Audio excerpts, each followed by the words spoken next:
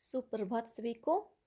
आज हम कक्षा 7वीं के बाल महाभारत कथा का अम्बा और भीष्म नामक पाठ पढ़ेंगे। पिछले अध्याय में हमने पढ़ा था कि किस तरह से राजा शांतनु का विवाह सत्यवती से हो जाता है और वो सत्यवती के पिता केवटराज भीष्म के सामने क्या प्रतिज्ञा रखते हैं और उनकी अपने पिता की इच्छा पूर्ति के लिए भीष्म ने एक बहुत ही कठोर प्रतिज्ञा की और वो प्रतिज्ञा होती है कि मैं आजीवन ब्रह्मचारी रहूंगा, मैं विवाह नहीं करूंगा। तो इस तरह से इतनी कठोर प्रतिज्ञा करने के कारण भीष्म का देवव्रत का नाम भीष्म पड़ जाता है। उससे पहले उसका नाम देवव्रत होता है। अब आगे जो सत्यवती है उसके दो पुत्र होते हैं, चित्रांगद और विचित्रवीर्य। तो अब पढ़ते हैं अम्बा और भीष्म। सत्यवती के पुत्र चित्रांगद बड़े ही वीर परंतु स्वेच्छाचारी थे। स्वेच्छाचारी होता है अपने मन की करने वाला, अपनी इच्छा से काम करने वाला। एक बार किसी गंधर्व के साथ युद्ध हुआ, उसमें वह मारे गए। कौन? चित्रांगद। उनके कोई पुत्र न था, इसलिए उसने उनके छोटे भाई विचित्रवीर्य हस्तिनापुर की राजगद्दी पर बैठे। तो इस तरह से क्या होता है, जो सत्यवती का जो बड़ा बेटा होता है चित्रांगद, वह गंधर्वों के साथ युद्ध करता है और उस युद्ध में मारा जाता है। और उसके बाद उसका छोटा भाई विचित्रवीर्य हस्तिनापुर की राजगद्दी पर बैठता है। क्यों? क्योंकि उसके कोई पुत्र नहीं होता है चित्रांगद के। विचित्रवीर्य की आयु उस समय बहुत ही छोटी थी, इस कारण उनके बालिग होने तक राजकाज भीष्म को ही संभालना पड़ा। जब विचित्रवीर्य राजगद्दी पर बैठा तो उसकी उम्र बहुत ही छोटी थी, तो इसलिए उसका पूरा राजकाज जो पितामह भीष्म थे, जिनका पहले नाम देवव्रत था, उनको संभालना पड़ा। जब विचित्रवीर्य विवाह के योग्य हुए तो भीष्म को उनके विवाह की चिंता हुई। उन्हें खबर लगी कि काशीराज की कन्याओं का स्वयंवर होने वाला है। ये जानकर भीष्म बड़े खुश हुए और स्वयंवर में सम्मिलित होने के लिए काशी रवाना हो गए। देश विदेश के अनेक राजकुमार उस स्वयंवर में भाग लेने के लिए आए थे। राजपुत्रियों को पाने के लिए आपस में बड़ी स्पर्धा थी। स्पर्धा का मतलब होड़। क्षत्रियों में भीष्म की प्रतिष्ठा अद्वितीय थी। उनके महान त्याग और भीषण प्रतिज्ञा का हाल सब जानते थे। तो क्षत्रिय होता है जो युद्ध आदि करते हैं, उनको बोलते हैं। तो क्षत्रियों में जो भीष्म की प्रतिज्ञा थी वो बहुत ही अद्वितीय थी, अर्थात जिसके समान कोई दूसरा नहीं था। और उनकी प्रतिज्ञा के बारे में, उनके महान त्याग के बारे में सबको पता था। इसलिए जब वह स्वयंवर मंडप में प्रविष्ट हुए तो राजकुमारों ने सोचा कि वह सिर्फ स्वयंवर देखने के लिए आए हैं।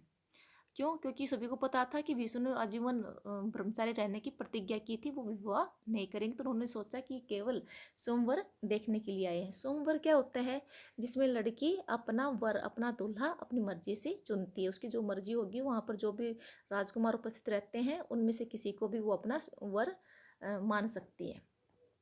परंतु जब स्वयंवर में सम्मिलित होने वालों में भीष्म ने भी अपना नाम दिया तो अन्य कुमारों को निराश होना पड़ा। उनको क्या पता था कि दृढ़वर्ती भीष्म अपने लिए नहीं वरन अपने भाई के लिए स्वयंवर में सम्मिलित हुए हैं। जब उन्होंने उस लिस्ट में पितामह भीष्म ने अपना नाम दर्ज करवाया तो बाकी जो राजकुमार थे, जो दूर दूर से आने वाले जो राजकुमार थे, वो बहुत निराश हो गए। क्यों? क्योंकि भीष्म उनसे शक्तिशाली था, बलवान था, उनसे अधिक सुंदर था, हर गुण थे उनमें। तो इसलिए वो निराश हो गए। लेकिन किसी को ये बात पता नहीं थी, भीष्म इस उम्र में अपने लिए नहीं बल्कि अपने भाई के लिए आए हैं। सभा में खलबली मच गई। चारों ओर से भीष्म पर फप्तियां कसी जाने लगी, अर्थात टिप्पणियां करने लगे, कमेंट मारने लगे। माना कि भरतवंशी भीष्म बड़े बुद्धिमान और विद्वान है, सोमवर से इन्हें क्या मतलब। लोग उन पर तरह तरह की बातें करने लगे कि हम मानते हैं कि भीष्म बहुत ही बुद्धिमान है, विद्वान है, लेकिन सोमवर से इनका क्या मतलब है। क्यों? क्योंकि इसने तो प्रतिज्ञा कर रखी है कि वो विवाह नहीं करेगा। इनके प्रण का क्या हुआ? प्रण का होता है वचन। जीवन भर ब्रह्मचारी रहने की इन्होंने जो प्रतिज्ञा की थी, क्या वह झूठी थी? इस भांति सब राजकुमारों ने भीष्म की हंसी उड़ाई। सभी इस तरह की बातें करने लगी। यहाँ तक कि काशीराज की कन्याओं ने भी भीष्म की तरफ से दृष्टि फेर ली और उनकी अवहेलना सी करके आगे की ओर चल दी। जो काशीराज की जो जिन कन्याओं का स्वयंवर होने वाला था, उन्होंने उनकी तरफ ध्यान ही नहीं दिया, देखा ही नहीं। क्यों? क्योंकि उनको भी ऐसा लग रहा था कि भीष्म प्रतिज्ञा करके उसे मुकर रहे हैं। भीष्म इस अवहेलना को सहन न कर सके। उन्होंने सभी राजकुमारों को हराकर तीनों राजकन्याओं को बलपूर्वक अपने साथ अपने रथ पर बैठा लिया। तो इस तरह से काशीराज की जो कन्याएं हैं, उन्होंने भीष्म की जिस तरह से अवहेलना की, उनका अपमान किया कि उन्होंने उनकी तरफ देखा भी नहीं, तो इससे भीष्म को बिल्कुल भी अच्छा नहीं लगा और उन्होंने क्या किया, सभी राजकुमारों को जो स्वयंवर में आए थे उनको हरा दिया और उन तीनों राजकन्याओं को, जो काशीराज जो तीनों लड़कियां थी, उनको जबरदस्ती अपने रथ पर बैठा लिया और हस्तिनापुर को चल दिए। सोप देश का राजा सालू बड़ा वीर था। काशीराज की सबसे बड़ी कन्या अम्बा उस पर अनुरक्त थी। अब क्या होता है कि सोप देश का एक राजा होता है जिसका नाम होता है सालू, वो बहुत ही वीर था। और जो काशीराज की जो सबसे बड़ी कन्या होती है जिसका नाम क्या होता है, अम्बा, वो उनसे प्रेम करती थी। किससे? सोप देश का राजा सालू से। और उनको मन ही मन अपना पति मान चुकी थी। सालव ने भीष्म के रथ का पीछा किया और उसको रोकने का प्रयत्न किया। इस पर भीष्म और सालव के बीच घोर युद्ध हुआ, घोर युद्ध छिड़ गया। भीष्म ने उसे हरा दिया, किंतु काशीराज की कन्याओं की प्रार्थना पर उसे जीवित ही छोड़ दिया। जब पितामह भीष्म इस तरह से उस काशीराज की कन्याओं को लेकर के जा रहे थे जबरदस्ती अपने रथ पर बिठा करके, तो सालव जो काशीराज की जो बड़ी लड़की थी, कन्या थी अम्बा, उसे प्रेम करती थी, लेकिन उनके बीच में युद्ध होता है, लेकिन भीष्म उसको हरा देते हैं। लेकिन जो काशीराज की कन्याओं के द्वारा उनसे प्रार्थना की जाती है, रिक्वेस्ट की जाती है, तो उसको जीवित छोड़ देते हैं। भीष्म काशीराज की कन्याओं को लेकर हस्तिनापुर पहुंचे। विचित्र वीर्य के विवाह की सारी तैयारी हो जाने के बाद जब कन्याओं को विवाह मंडप में ले जाने का समय आया, तो काशीराज की बड़ी बेटी अम्बा एकांत में भीष्म से बोली, गांगे, गांगे का अर्थ क्या होता है, गंगा का पुत्र था भीष्म, इसलिए उसका नाम क्या पड़ा, गांगे। मैंने अपने देश में सोप देश के राजा सालू को अपना पति मान लिया था। इसी बीच आप मुझे बलपूर्वक यहाँ ले आए। मेरे मन की बात जानने के बाद आप मेरे बारे में अब जो उचित समझे करें। तो उन्होंने क्या किया, भीष्म को एक साइड में लेके आई वो अम्बा, और उसने कहा कि मैं सोप देश का जो राजा है सालव, उसको अपना पति मान चुकी हूँ, और लेकिन आप मुझे ज़बरदस्ती यहाँ पर ले आए हैं। आपने मेरी बात आप उस समय नहीं जानते थे, लेकिन मैंने अब आपको सब कुछ बता दिया है। अब जैसा आपको सही लगे वो करो, आप मुझे जाने देते हो या अपने पास ही रखते हो। इस तरह से कहती है कौन, अम्बा। अम्बा कौन होती है, ये काशीराज की जो 3 लड़कियां थी, 3 कन्याएं थी, उनमें सबसे बड़ी होती है। वो तीनों लड़कियां कौन कौन थी, अम्बा, अंबिका और अम्बालिका, और अम्बा सबसे बड़ी होती है। भीष्म को अम्बा की बात जची। जो अम्बा ने जो कहा था ना कि मैं सालो देश के सोप देश के राजा सालो से प्रेम करती हूँ और उसको अपना पति मान चुकी हूँ, तो उसको ये बात सही लगी।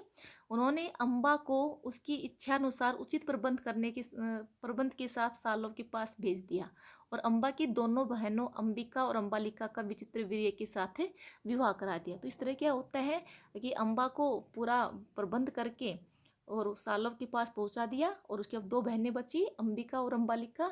उनका भीष्म के जो भाई होता है, छोटा भाई होता है विचित्रवीर्य, जो सत्यवती के जो बेटे होते हैं ना, चित्रांगद तो मारा जाता है और विचित्रवीर्य रहता है ये। और गंगा तो ये जो भीष्म देवव्रत है, भीष्म है, ये तो गंगा का बेटा होता है, लेकिन ये तो विवाह करेगा नहीं। अब उन्होंने क्या किया, अंबिका और अम्बालिका, तो काशीराज की जो छोटी बेटियां थी, उनका विवाह किससे हो गया, विचित्रवीर्य से, और अम्बा को सालव के पास भेज दिया। सॉरी, हाँ, सोप देश के राजा सालव के पास भेज दिया।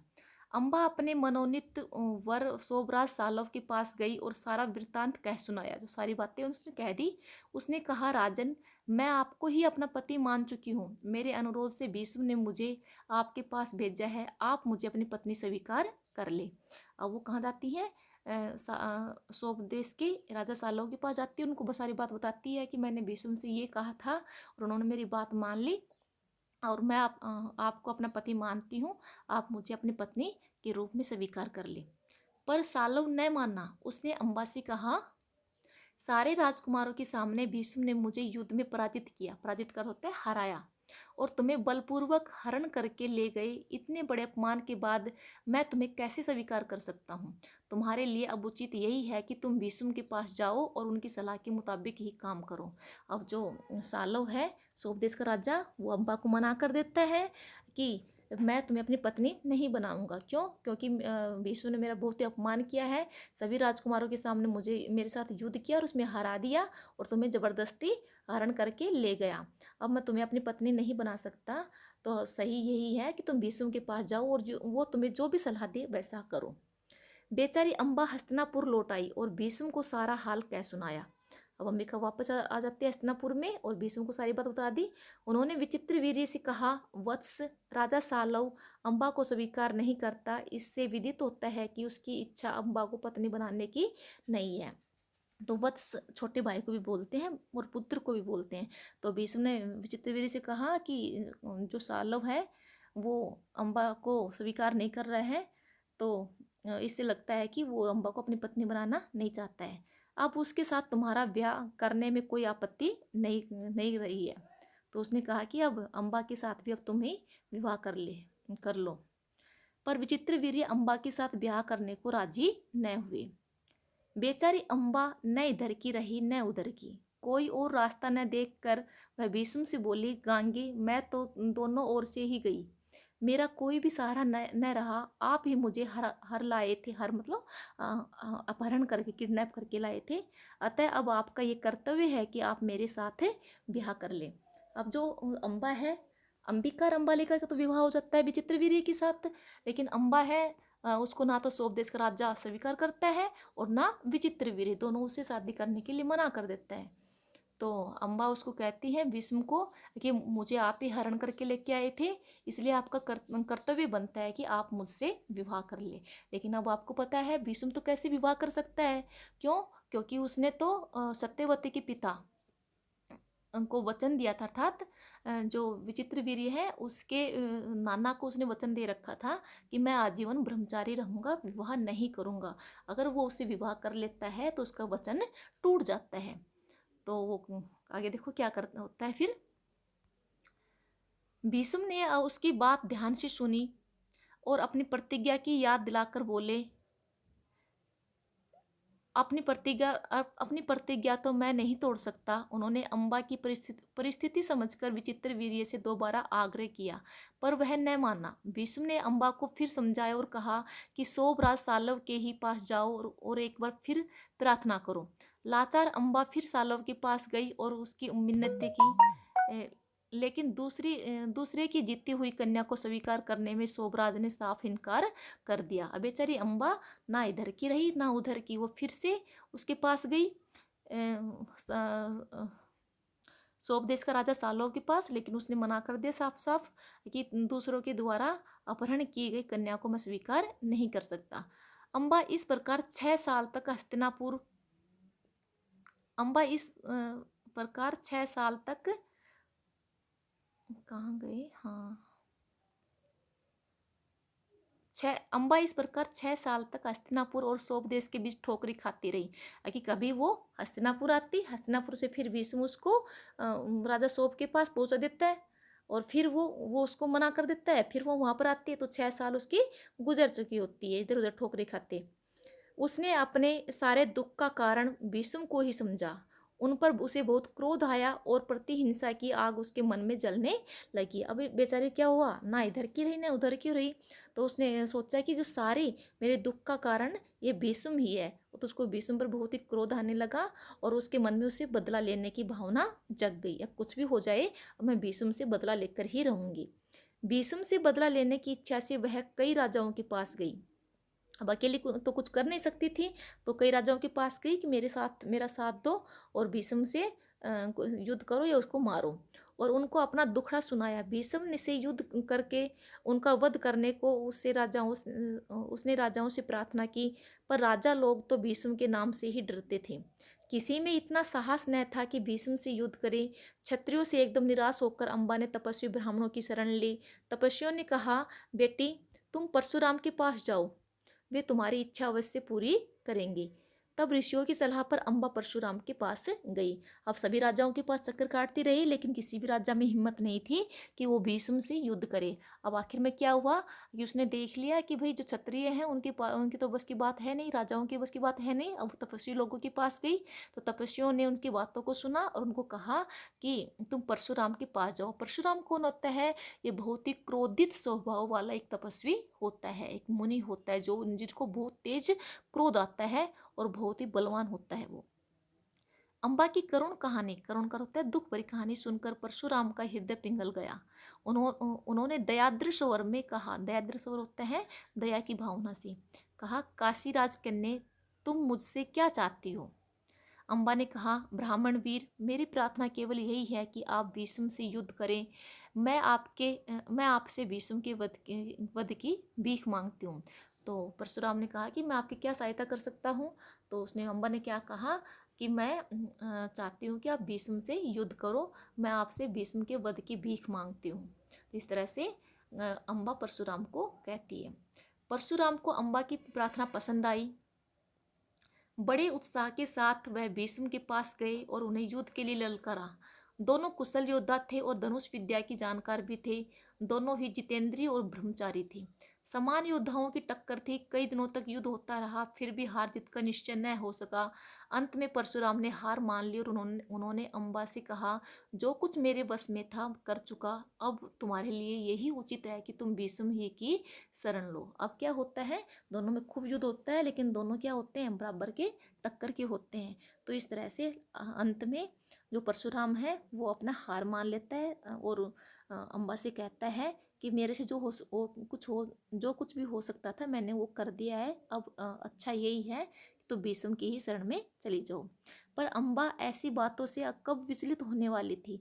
उसने वन में जाकर फिर तपस्या शुरू की और तपोबल से स्त्री रूप छोड़कर पुरुष बन गई और उसने अपना नाम शिखंडी रख लिया।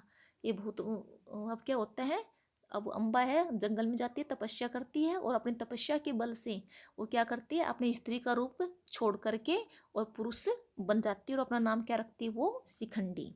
अब आप आगे पढ़ोगे महाभारत में, पितामह भीष्म का मरने का कारण सिर्फ यही था, शिखंडी।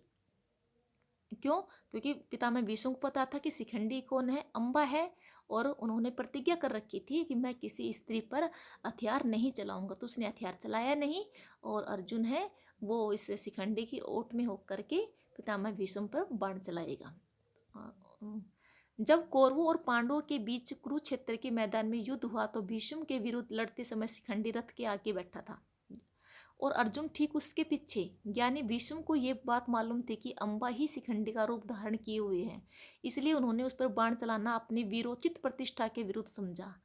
मैंने बताया ना कि उस पितामह भीष्म को पता चल जाता है कि ये शिखंडी ही कौन है, अम्बा है। तो अपनी वो वीरता, अपनी बहादुरी से एक औरत पर हथियार चलाना उचित नहीं समझता है और इस तरह से महाभारत के युद्ध में इसीलिए वो पितामह भीष्म है वो उनका वध होता है।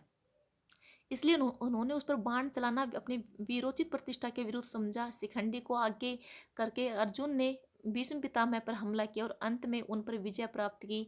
जब भीष्म आहत होता है घायल होकर के पृथ्वी पर गिरे तब जाकर अम्बा का क्रोध शांत हुआ। अर्थात जब पितामह भीष्म घायल हो गए और धरती पर गिर गए तब जाकर अम्बा का क्रोध शांत हुआ, क्योंकि पितामह भीष्म क्या हो गए, घायल हो गए, मरने वाले हैं।